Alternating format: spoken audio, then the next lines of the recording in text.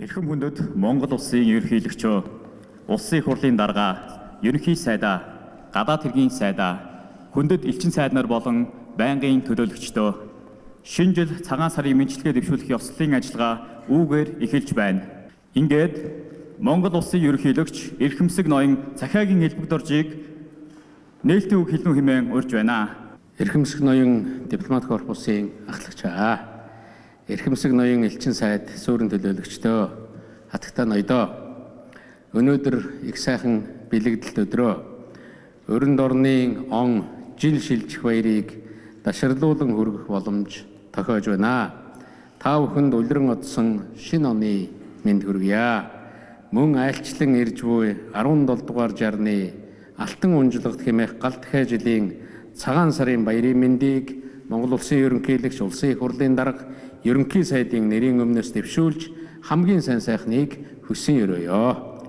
Монголын цагаан сар нь хэрэггүй цагаан сэтгэлийн илэрхийлэл, эв найрамдлын бэлэгдэл юм аа. Ийм ч учраас бид алгаа дэлгэн зологдог уламжлалтаа цагаан сар нь мөн хаврын баяр, бүх зүйл шинээр ургаж төлжхийн эхлэл билээ. Монгол нутгийн тэсхэм хүйтэн өвлийг бидний хамт өнтөө сайн даван туулсан та бүхэнтэйгээ шинэ ондоо ийхүү уламжил ёсоор учран золгож байгаадаа баяртай байна. Хатагтай ноёдоо Монгол улсын гадаад харилцаа болон дотоод амьдрал 2016 онд түүхэн үйл явдлаар дүүрэн байлаа. 2016 онд манай гаригийн 2 төв Аз Европын удирдагчид Монголд хуран чууллаа.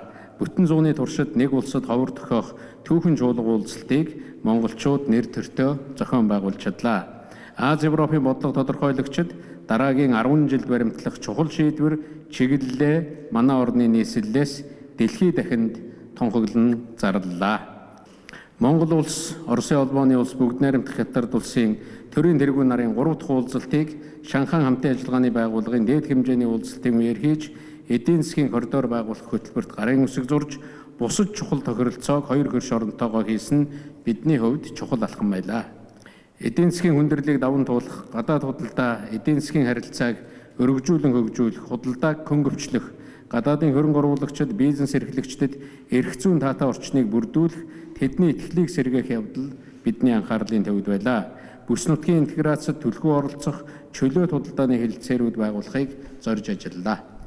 Дэлхийн худалдааны байгууллагын худалдаа хөнгөвчлөх хэлэлцээрт нэгдэж орсон Монгол, Японы эдийн засгийн түншлэлийн хэлэлцээр хүчин төгөлдөр болж хэрэгжүүлж эхэлсэн уур амьсгалын өөрчлөлтийн тухай Парисын хэлэлцээрт нэгдэн орсон гэх мэт манай улсын гадаад харилцааны олон ололт амжилт тодорхой алхмуудыг энд дурдж болно. Монгол улсад 2016 онд улсын их хурлын болон орон нутгийн сонгуул болж өнгөрлөө. Сонгогдсон төрийн түвшээд улс орныхоо нийтлэг эрх ашгийг эрхэмлэж, хариуцлагатай тууштай итгэл дааж ажиллахыг ард иргэд хүлээж байна. Монгол түмэн тусгаар тогтнол эрх чөлөөгөө сэргээ мандуулсны 105 жилийн түүхт ойг шинэ оны босгон дээр өргөн тэмдэглэлээ. Эрхэмсэг хатагтай ноёдоо бид 2017 онд улс орны эдийн засгийн хүндрэлийг даван туулах, гадаад худалдаа эдийн засгаа өргөжүүлэн хөгжүүлэх таатай гадаад орчин нөхцөлийг бүрдүүлэхийн төлөө хүчин чармаалтаа төвлөрүүлэн ажиллах болно. Энэхүү зорилтыг хэрэгжүүлэхийн тулд түнш орнууд, олон улсын байгууллагууд, тэдгээрийн нэр хүндтэй төлөөлөл болох та бүхэнтэйгээ улам нягт хамтран ажиллана гэдэгт би бүрэн итгэлтэй байна. Та бүхний чин сэтгэлийн дэмжлэг тусалцаанд бид найдаж байна. Шинэ 2017 онд Монголын улс төр нийгмийн амьдралд олон чухал үйл явдлууд тохионоо. Үүний нэг нь Монгол улс ерөнхийлөгчийн ээлжид сонгуул юм. Ардчилсан орнуудын хамтын нийгэмлэгт нэр хүндтэй дэлхийд ардчлалаараа хошуулагчдын игнэнд явдаг манай орны хувьд энэ жилийн сонгуул ардчлалын хөгжлийг илтгэсэн тод хуудас болно гэдэгт би бүрэн итгэлтэй байна. Хурдцтай эрчимтэй өрсөлдөж буй дэлхийн ертөнцид гадаад бодлогоо зөв тодорхойлж зохистой авч явах асуудал бид бүгдийн анхаарлын төвд байх ёстой зүйл юм аа. Бид Монгол улсын үндэсний язгуур эрх ашиг, аюулгүй байдлыг улс төр дипломатын аргаар тууштай хангаж, олон тулгуурт инхийг эрхэмлсэн нээлттэй бие даасан гадаад бодлогоо хэрэгжүүлэн Монгол улсын гадаад бодлогын залгамж чанарыг тууштай хадгалан ажиллах болно. Манай улс гадаад харилцаандаа өөрийн түнш орнуудынхаа эрх ашгийг ямагт хүндэтгэж ирсэн бөгөөд уламжилт найрсаг харилцаагаа бэхжүүлж хамтын ажиллагаа хөгжүүлэхэд байнга анхаарч байгаа билээ. Ялангуяа хоёр хөрш оронтойгоо сайн хөршийн найрсаг харилцаатай байж хамтын ажиллагаагаа өргөжүүлэн хөгжүүлэхийн төлөө бид онцгой хүчин чармаалт тавьж ирсэн цаашдаа ч ийхүү ажиллах болно. Бид 3 дахь хөрш орнууд болон дэлхийн бусад улс орнууд олон улсын байгууллагуудтай харилцаа хамтын ажиллагааг боломжит бүхий л салбарт өргөжүүлэн хөгжүүлж, дэлхийн хамтын нийгэмлэгийн нийтлэгээр хашиг сайн сайхны төлөө тэдэнтэй идэвхтэй хамтран ажиллахын төлөө байна. Аз тивийн бүх улсыг хамарсан аюулгүй байдал хамтын ажиллагааны механизм бий болгох зайлшгүй шаардлага байна гэж Монгол улс үздэг. Аз тивийг хамруулан бүхэлд нь олон талт яриа хэлэлцээг өрнүүлэх зорилгоор яриа хэлэлцээ инх тайвны төлөөх Азийн чуулган гэмэх шин санаачлагыг Миневи 2015 оны 5 дугаар сард дэвшүүлсэн. Монгол улсын энэхүү хүчин чармаалтыг та бүхний төлөөлөн суугаа улс орон байгууллагууд дэмжиж идэвхтэй оролцоно гэдэгт найдаж байна. Эрхэмсэг хатагтай ноёдоо та бүхэнтэй хоёр талын харилцаагаа цааш улам гүнзгийрүүлэн баттгаж олон улсын тавцанд харилцан дэмжиж хамтран ажиллана гэдэгт бат итгэлтэй байгаагаа дахин илэрхийлье. 2017 онд Даян дэлхийн маань улам инх амгалан байх болтугай. 2017 онд бидний бие биедээ сайхан сэтгэлээр өргөсөн ёроол бүхэн биелэн арвиж болтугай. Монголын цагаан сарын шинийн нэгэн залран ирэх гал дахиажил шин өглөөний эрч хүч итгэл найдвараар бид бүхнийг дуудан хөглөх болтугай. Анхааран сонссонд баярлалаа. Бүгд найрамдах Казахстан улсаас Монгол улс зугаа онц бөгөөд бүрэн эрхтгэлчин сайд дипломат корпусын ахлагч Эрхэмсэг ноён Калимбек Голубдиныг уг хэлний үеийн урьж байна. Excellencies. Эрхэм хүндэт ерөнхийлөгч, улсын хурлын дарга, ерөнхий сайд, гадаад харилцааны сайд, ноён татагтаа нараа. Энэхүү дэмжлэгт үйл явдалд нийт дипломат корпусыг төлөөлөн үг хэлж байгаадаа туулын баяртай байна. Бид өнгөрч буй гал бичин жилд хийсэн ажил Монгол улсын хөгжил дэвшлийн талаар хамтран зэгнэхээр инхүү хурлан цуглаад байна. Үүний зэрэгцээ айсуу гал дахиад жилийг хамтдаа ухтахаар өргөдөн ирээд байгаа билээ. Гал бичин жилийн үйл явдлыг томилохдоо юуны өмнө Монголын өргөн удам тал нутагт мал сургээ өсгөж буй нүүдэлчин ард түмнийг цаашаа дурдж эхлүүлэхийг зөвшөөрнө. Тэдний хувьд энэ жилиг зудаа эхэлж төсөөлгөж бэрх зуудын хүндрэлтэйгээр үдэж байна. Эдгээр гамшиг гэтлэн давхад бидний төлөөлбөө төр засаг олон улсын байгууллагуудын олонх нь санхүүгийн болон эд материалын тусламж үзүүлэхийг хичээн ажилласан бөгөөд ингэснээр Монголын нийгэм хөгжил дэвшил доктортой хөгжилд хүрэхэд тулгарч буй зорилтуудыг дахин ойлгоход төхөн боллоо. Энэхүү хоёр удаан гамшигын үеэр авсан арга хэмжээ түүний зохицуулт нь хандивлагч нарын хамтын ажиллагааг нэгтруулж, мэрэгжлийн байгууллагууд түүний дотор онцгой байдлын ерөнхий газартай хамтран ажиллах, үйл ажиллагааг нь илүү сайжруулахад төхөн боллоо. 2030 он хүртэл хөтөлбөрийг хэрэгжүүлэх чиглэлд хамтран ажиллах зорилго тавин ажиллаж буй хандивлагчид бидний хувьд энэ жил мэдээлэл солилцох, харилцан зохицуулалт хамтран ажиллах үйл хэрэгт агц дэвшилтэй жил босонд сэтгэл хангалуун байна. Хандивлагчид Монголын байгууллагуудтай тогтмол уулзаж байсан үр өгөөжөө өгч байгаад баяртай байгаа бөгөөд энэ харилцааг тогтмолжуулан ажлын түвшинд хөгжүүлэхэд бид бэлэн байна. Монголын эдийн засаг нийгмийн хөгжилд хувь нэмрээ оруулж давхыг бэхжүүлэх, шинэ технологи нэвтрүүлэх чиглэлээр хэрэгжүүлж ирсэн төслүүдийг Монголын тал үнэлж байгаа таатай байна. Түүнчлэн Монголын төр засаг өнөөгийн хүндрэлтэй үед гаднаас үзүүлэх техникийн тусалцааг Монгол улсын хөгжлийн стратегитай уялдуулан бүх нийтийн амьдралыг сайжруулахад ашиглахад анхаарч байгаад баяртай байна. 2016 он 6 дугаар сард болсон парламентын сонгуульд Монголын ард иргэд эрх үүргээ ухамсарлан идэвхтэй, дэг журамтай оролцсныг бид өөдрөгөөр талархан хүлээж авсан. Сонгуулийг ажиглахаар өргөдөн ирсэн гадаадын олон зуун ажиглагчид өөрсдийн дүгнэлтийг ямарваа хязгаарлалтгүйгээр олон нийтэд хүрэх боломжоор хангагдсан нь Монгол улс ардчилсан нийгэмд зохицлоогоор тууштай замж олон улсын хамтын нийгмийн хариуцлагатай гишүүн болохыг батлан харууллаа. Үүний зэрэгцээ Монгол улс өнгөрсөн оноос эхлэн нүүбийн хүний эрхийн зөвлөлийн гишүүний үүргээ биелүүлэн ажиллаж байна. Сонгуулийн дараа эрх мэдлийг тайван замаар шилжүүлснээр гадаадын хөрөнгө оруулалт, эдийн засгийн хамтын ажиллагаанд зайлшгүй шаардлагатай улс төрийн тогтвортой байдал бүрдэх итгэл найдвар төрүүлээд байна. Гадаад харилцааны өнцгөөс харахад Монгол улсын парламентын сонгуулийн дараагаа болсон олон талд арга хэмжээг амжилттай зохиосон бид бүхэн баяртай байна. Монгол улс 2016 оны 7 дугаар сард СМ-ийн дээд түвшний 11 дахь уулзалтыг амжилттай зохион байгуулснаар тус уулзалтад оролцсон 50 гаруй улс байгууллагын төлөөлөгчдөд өндөр сэтгэл үлдээсэн төдийгүй олон улсын тавцанд байр суурь бэхжүүлсэн гэж үзэж байна. Өнгөрсөн онд Монгол улс олон улсын ихэнх сахиулах ажиллагаанд идэвхтэй оролцсныг мөн цохон тэмдэглүүлжтэй байна. Цэргийн ихэнх сахиулах, терроризмтай тэмцэх, гамшигтай тэмцэх чиглэлээр хийсэн 2 болон олон талд сурвал бэлтгэлийн зэрэгцээ Өмнөд Судан дахь нүүбийн мандатын ихийг дэмжих ажиллагаанд оролцож буй Монголын бие бүрэлдэхүүний зориг хатуужил хийж бүтээсэн ажлыг цаашаа тэмдэглэж байна. Монгол улс худалдааг хөнгөлөх хэлэлцээрийг сойрхон баталж, тус хэлэлцээрт нэгдсэн 100 дахь улс болсныг сайшааж байна. Монгол улс тус хэлэлцээрт нэгдэн орсноор Дэлхийн худалдааны байгууллагын энэхүү чухал хэрэгслийг хүчин төгөлдөр болгоход төхөм үзүүллээ.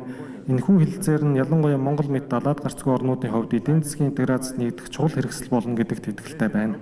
Үүнтэй холбоотойгоор Монгол улс нүүбийн далаад гарцгүй орнуудын судалгааны төвийг байгуулах тухай хэлэлцээрийг хүчин төгөлдөр болгоход шаардлагатай орны тоог нэмэгдүүлэхээр идэвхтэй ажилласныг тэмдэглэж байна. Нүүбийн энэхүү шинэ байгууллага нь энэ онд Улаанбаатарт албан ёсоор үйл ажиллагаагаа эхлүүлнэ гэдэгт итгэж байна. Бус нутаг олон улсын их тайван доктортой байдалд Монгол улсын оруулсан хувь нэрийн талаар ярихад 2016 онд Улаанбаатарын яриа хэлэлцээ санаачлагын хүрээнд хэрэгжүүлсэн томоохон арга хэмжээнүүдийг дурдахгүй байхын аргагүй. Энэ санаачлага нь харилцан ойлголцол итгэлцлийг бичүүлэхэд чухал дэмжлэг болж улмаар бус нутгийн аюулгүй байдлын бүтэц интеграцчлалыг хөгжүүлэхэд чухал нэмэлт үүргийг гүйцэтгэж байна. Хүнд ноёд татагтанараа би энэ удаа өнгөрсөн онд хоёр талын шугамар бидний оролцож хэрэгжүүлсэн айлчлал арга хэмжээний талаар зориуд дурдсангүй. Бүхий л арга хэмжээг энд дурдах боломжгүй дүүдэгүй. Монгол улс болон бидний төлөөлж буй улс байгууллага бус нутаг олон улсын хамтын нийгэмлэгт үзүүлсэн ач холбогдлыг онцлох боломжгүй юм. Өнгөрсөн жил бидний хувьд үр бүтээл дүүрэн онцлог жил болсон гэдэгт та бүхэн санал нийлнэ гэдэгт итгэж байна. Өнгөрсөн жил Монгол улс зугаа дипломат корпус өргөжж Австрали, Арабын нэгдсэн Эмират улс, Италийн элчин сайдын ямаар бүл нэмсэнийг тэмдэглэхэд таатай байна. Эх онд шинэ гишүүд болох Польш, Саудын Араб, Европын холбооны төлөөллийг мөн хүлээн авна гэдэгт найдаж байна. Олон улсын хамтын дэмжлэгийн зүгээс энэхүү анхаарч сонирхож байгаа нь Монгол улсын ойрын ирээдүй өдрөг байна хэмээн үзэж байгаагийн илрэл билээ. Бид энэ улсад үүрэг гүйцэтгэж Монголын ард түмний сайн сайхан хөгжил дэвшилт өрх зорилгод хувь нэмрээ оруулж танай улсын удирдагчтай хамтран ажиллаж байгаадаа баяртай байна. Улс орноо төлөөлөн ажиллаж буй элч төлөөлөгч бидэнтэй нээлттэй элен далангүй байдлаар хандаж ирсэн талархаж байна. Гал дахиад жилдээ ажил үйлстэй өдөр байж хамтын ажиллагаагаа өргөжин дэлгэрхийн өрөөлийг та бүхэнд дэвшүүлье.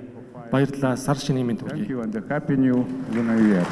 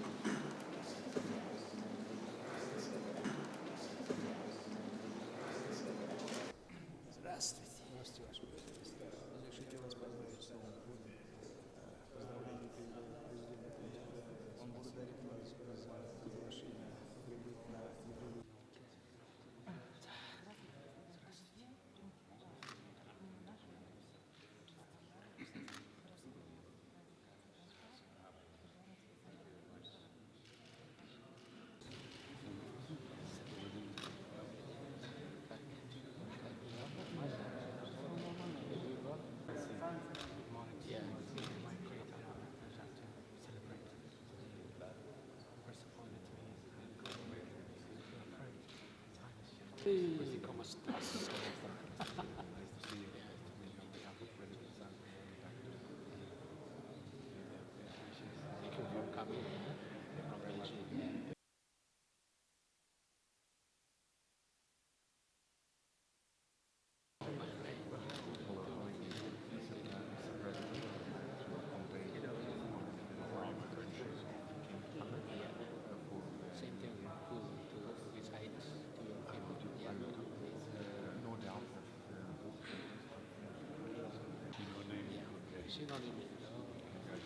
Your Mongolia is improving. I'm afraid that's all I've worked on. How are you, sir? Very good. Congratulations. Happy New Year. Yeah.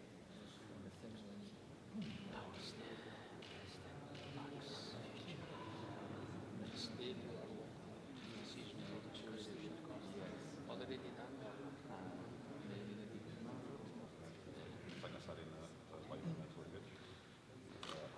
Oh, hello. Good to see you.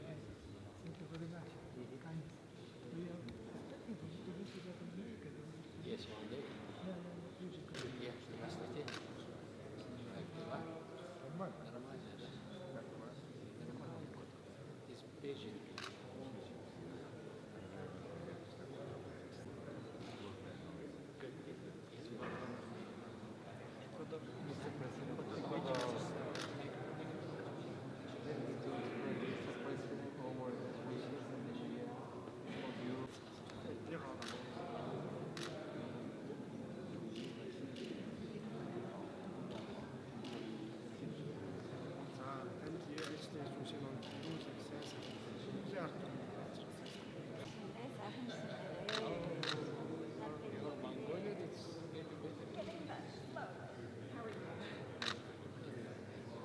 look forward to celebrating our 30th anniversary this year